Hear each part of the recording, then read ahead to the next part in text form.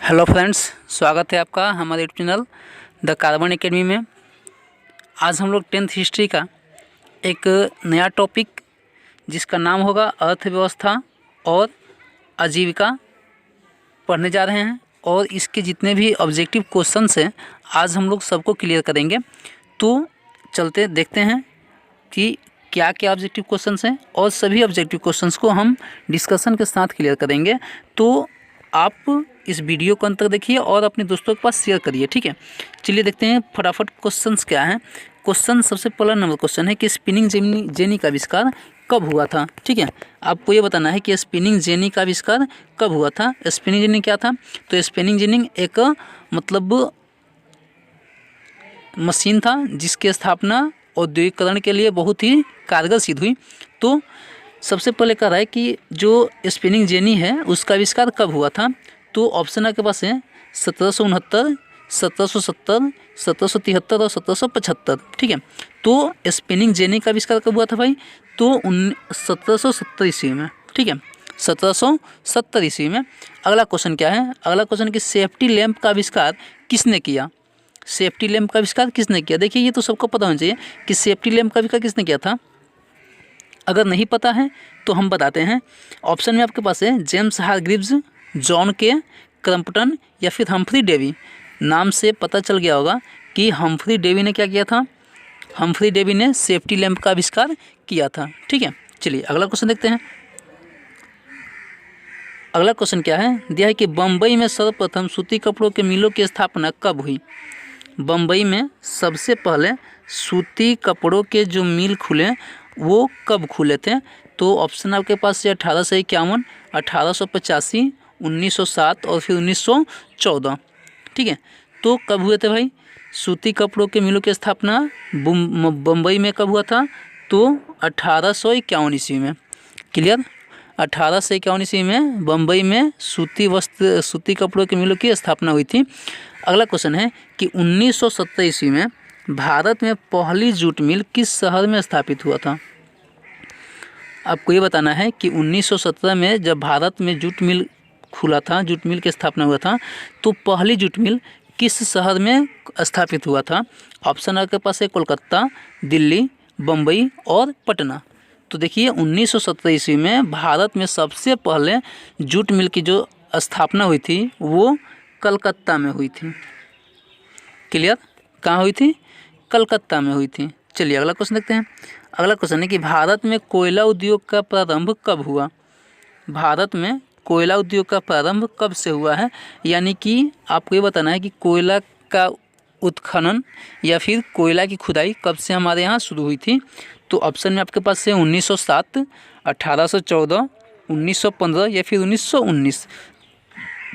तो याद रखिएगा कि भारत में कोयला उद्योग का प्रारंभ 1814 ईस्वी से शुरू हुआ था।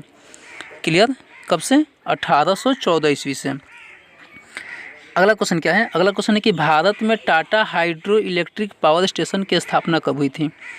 भारत में Tata hydro electric power station की स्थापना कब हुई थी? तो ऑप्शन में देखिए, ऑप्शन है आपके पास 1910, 1951, 1955 और 1962। तो जो भारत में Tata hydro electric power station थी उसकी स्थापना 1910 ईस्वी में हुई थी। क्लियर? कब? 1910 ईस्वी में।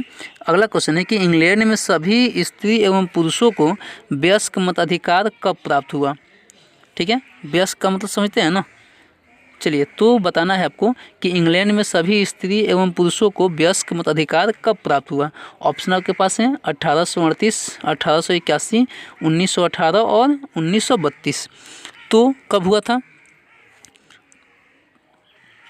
1918 में। क्लियर? कब? 1918 में हुआ था। अगला क्वेश्चन क्या है? अगला क्वेश्चन कि जमशेदजी टाटा ने Tata iron and steel company की स्थापना कब की? ठीक है, अब आपके पास ऑप्शन क्या है? ऑप्शन है 1854, 1907, 1915 और 1923। तो आपको ये बताना है कि जमशेदजी टाटा ने Tata iron and steel company की स्थापना कब की थी। तो याद रखिएगा 1907 ईस्वी में। क्लियर? कब? 1907 ईस्वी में। अगला क्वेश्चन है कि अखिल भारतीय ट्रेड यूनियन कांग्रेस की स्थापना कब हुई? अखिल भारतीय ट्रेड यूनियन कांग्रेस की स्थापना कब हुई थी? तो ऑप्शन आपके पास क्या है? ऑप्शन है 1848, 1881, 1885 और 1920। तो कब हुआ था? अखिल भारतीय ट्रेड यूनियन कांग्रेस की स्थापना 1920 ईस्वी में हुआ था। ठीक है, कब? 1920 ईस्वी में। अगला क्वेश्चन है कि भारत के लिए पहला फैक्ट्री एक्ट कब पारित हुआ? भारत के लिए सबसे पहला फैक्ट्री एक्ट कब पारित हुआ था? ऑप्शन आपके पास है 1838, 1858, 1881 और 1911। तो आपको ये बताना है कि भारत के लिए पहला फैक्ट्री एक्ट कब पारित हुआ था। तो आंसर क्या हो जाएगा? आंसर हो जाएगा 1881 में। क्लियर? 1881 में। अब आपको रिक्त स्थानों की पूर्ति करनी है।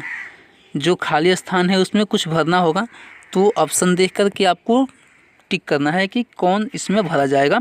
तो सबसे पहला क्वेश्चन इसमें है कि सन 1838 ईस्वी में, ठीक है, सन 1838 ईस्वी में कहाँ पर, ठीक है, चार्टिस्ट आंदोलन की शुरुआत हुई? 1838 ईस्वी में इसमें से कौन सा ऐसा शहर था जहाँ पर चार्टिस्ट आंदोलन की शुरुआत हुई थी? तो ऑप्शन आपके पास है बम्बई, लंदन, मद्रास, कोलकाता। तो कहाँ हुआ था? ब्रिटेन, लंदन में। ठीक है, कहाँ? लंदन में। या तो यहाँ ब्रिटेन भी लिख सकता है या लंदन भी लिख सकता है, मतलब दोनों में से कुछ भी लिख सकता है। तो कहाँ हुआ था? ब्रिटेन में, लंदन में। ठीक है। अगला क्वेश्चन है कि सन किस ईस्वी में मतलब मजदूर संघ अधिनियम पारित हुआ था? मजदूर संघ अधिनियम किस वर्ष में पारित हुआ था? 1925 या 1926 या 1927 या 1928। तो कब हुआ था? 1926 में। 1926 में मजदूर संघ अधिनियम पारित हुआ था। क्लियर? चलिए अगला क्वेश्चन क्या है? कह रहे कि न्यूनतम मजदूरी कानून कब लागू हुआ? न्यूनतम मजदूरी कानून कब लागू हुआ? ऑप्शन आपके पास है 1945, 1946, 1947 और 1948। तो आपको ये बताना है कि न्यूनतम मजदूरी कानून कब पारित हुआ था या कब लागू हुआ था। ठीक है, तो आंसर क्या हो जाएगा? आंसर हो जाएगा 1948 में। ठीक है, 1948 में। अगला क्वेश्चन है कि अंतर्राष्ट्रीय श्रमिक संघ की स्थापना कब हुई थी? अंतर्राष्ट्रीय श्रमिक संघ की स्थापना कब हुई? अब आपके पास ऑप्शन क्या है? ऑप्शन है 1918, 1919, 1920 और 1921। तो अंतर्राष्ट्रीय श्रमिक संघ की स्थापना इसमें से किस वर्ष में हुई थी? तो 1920 में हुआ था। क्लियर? अंतर्राष्ट्रीय श्रमिक संघ की स्थापना कब हुआ? 1920 में। अगला क्वेश्चन क्या है? अगला क्वेश्चन है कि प्रथम फैक्ट्री एक्ट में महिलाओं एवं बच्चों की को निश्चित किया गया। ठीक है, यानी कि बीच में खाली स्थान है, आपको भरना है कि किस चीज़ को निश्चित किया गया था। काम एवं घंटों को, या मजदूरी एवं समय को, जगह एवं मजदूरी, या इनमें से कोई नहीं। ठीक है, तो देखिए सबसे पहला जो फैक्ट्री एक्ट पारित हुआ था उससे पहले मतलब मजदूरों से बहुत सारा काम लेता था और उन लोगों मतलब उनके मतलब जो काम थे, काम का कोई हिसाब नहीं था और समय भी कोई लिमिट नहीं था कि कब तक ये करेंगे। ठीक है, तो इसलिए क्या किया, जो फर्स्ट फैक्ट्री एक्ट लागू हुआ था उसमें मजदूरों के और महिलाओं के जो भी बच्चे हैं उनके काम और घंटों को सुनिश्चित किया गया कि भाई आपको इतना देर काम करना है। ठीक है, तो आंसर क्या जाएगा? आंसर हो जाएगा काम एवं घंटों को। क्लियर? चलिए अगला क्वेश्चन क्या है? अगला है आपको मिलान करना है। मिलान करना दे देगा, तो हमने मिलान ऑलरेडी कर दिया है। ठीक है, हमने क्या किया है? ऑलरेडी मिलान कर दिया है। आपको सिर्फ देख लेना है एक नज़र, सही नज़र से कि किसको किसने स्थापित किया, किसने किसको मतलब वो जो भी है मतलब देखेंगे। तो सबसे पहले क्वेश्चन क्या है? Spinning jenny. ठीक है, इसके आविष्कारक और मतलब जो मशीन है, मशीन और उसके आविष्कारक का हमने नाम एक साइड में रख दिया है। तो देखते हैं। ठीक है, तो हुआ क्या है? Spinning jenny. स्पिनिंग जेनी का आविष्कार किसने किया था? जेम्स हारग्रीव्स ने। ठीक है, स्पिनिंग जेनी का आविष्कार किसने किया था? जेम्स हारग्रीव्स ने। फ्लाइंग शटल की स्थापना किसने किया था या उसका आविष्कार किसने किया था? तो जॉन के। फ्लाइंग शटल की जो आविष्कार है वो किसने किया? जॉन के ने किया। पावर लूम का आविष्कार, पावर लूम का एडमंड कार्टराइटर ने किया था। क्लियर। पावर लूम का आविष्कार किसने किया था? एडमंड कार्टराइटर ने किया था। वाष्प इंजन का आविष्कार किसने किया था? जेम्स वाट ने किया था। देखिए 18वीं शताब्दी के जो उत्तरार्ध में ब्रिटेन में नए नए यंत्रों की मशीनों का आविष्कार होने लगा था। ठीक है, तो उसी में मतलब 1769 ईस्वी में बोल्टन के निवासी जो था वो रिचर्ड आर्कराइटर ने सूत काटने के लिए स्पिनिंग फ्रेम का आविष्कार किया था। क्लियर। 1769 में क्या किया था? बाल्टन ने का निवासी था जिसका नाम था चार्टर कार्टराइटर ने क्या किया था? सूत काटने की एक मशीन बनाई जिसका नाम क्या था? स्पिनिंग फ्रेम था। ठीक है, जो किससे चलता था? जो जल से चलता था। ठीक है, फर्स्ट जो स्पिनिंग फ्रेम बना रिचर्ड कार्टराइटर ने बनाया था वो किससे चलता था? तो जल से चलता था। फिर क्या हुआ? आगे चलकर 1770 ईस्वी में हारग्रीव्स ने क्या किया था? जेम्स हारग्रीव्स, जैसे कि स्पिनिंग जेनी देख रहे हैं आप लोग, स्पिनिंग जेनी का किसने किया था? जेम्स हारग्रीव्स ने। तो जेम्स हारग्रीव्स ने कब? तो 1770 ईस्वी में सूत काटने की एक अलग मशीन बनाई थी। ठीक है, जिसका नाम क्या दिया था? Spinning jenny. ठीक है, क्या नाम दिया था? Spinning jenny. अगला जो है फ्लाइंग शटल, इसकी स्थापना जो आविष्कार है जॉन के ने किया था। ठीक है, तो ये 1773 ईस्वी में जो है जॉन के ने क्या किया था? फ्लाइंग शटल का आविष्कार किया था। ठीक है, आगे देखते हैं तो आएगा स्पिनिंग म्यूल। नीचे स्पिनिंग म्यूल आएगा। तो स्पिनिंग म्यूल की स्थापना आविष्कार किसने किया था? सैमुअलसन ने किया था, सैमुअल क्रम्पटन ने किया था। और ये कब किया था? स्पिनिंग म्यूल के जो आविष्कार हैं वो 1779 ईस्वी में किया गया था। क्लियर। कब? 1779 ईस्वी में किया गया था। तो ऐसे करके हम क्या कर सकते हैं? सबको एक साथ एकत्रित करके इनको हम आसानी से देख सकते हैं। ठीक है, फ्लाइंग शटल के जो आविष्कार हैं वो जॉन के ने किया। पावर लूम का आविष्कार एडमंड कार्टराइटर ने किया था। वाष्प इंजन का आविष्कार जेम्स वाट ने किया था। ठीक है, और स्पिनिंग म्यूल का आविष्कार सैमुअल क्रम्पटन ने किया था। और स्पिनिंग फ्रेम का आविष्कार रिचर्ड आर्कराइटर ने किया था। क्लियर। आगे देखिए, आगे कुछ बैंक हैं और उनकी स्थापना है। ठीक है, जो बैंक है और बैंकों की स्थापना दिवस है कि कब किन बैंकों की स्थापना किया गया था।